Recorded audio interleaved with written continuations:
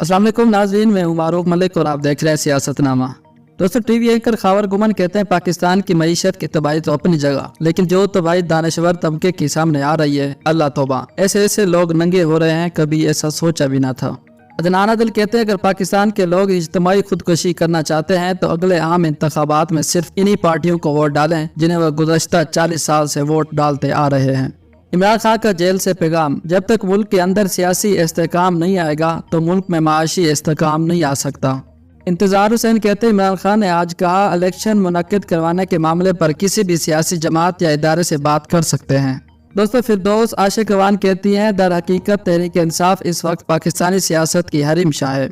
उनको जवाब देते हुए जुनैद सलीम लिखते हैं एक वक्त था कि ये औरत सिर्फ खान से मुलाकात को अपनी सियासत की महराज समझती थी। इकरारुल हसन कहते हैं इमरान खान से नफरत में बड़े बड़े नाम निहाद लिबरल्स भी असूल से इनहराफ कर रहे हैं।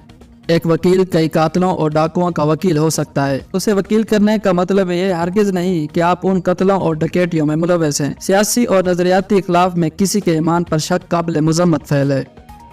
सदीक जान के मरियम नवाज साहबा जब छोटी सी सर्जरी कराने एक गैर मुल्क में पहुंची तो उन्होंने सर्जरी कराने से पहले मुकम्मल रिसर्च करवाई कि उस अस्पताल में रुश्दी के खानदान की पिछली 3 नस्लों में से किसी एक भी फर्द ने इलाज न करवाया हो। जब पूरी तसल्ली हो गई तो फिर इस अस्पताल से हलाल सर्जरी करवाई गई।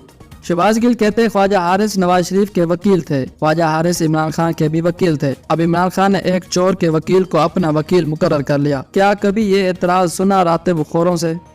जज अबुल हसनात दुलकरनैन कहते हैं जेल में समाज चेयरमैन पीटीआई को कहा मेरिट पर जाऊंगा, I am not Dilawar, I am दिलेर।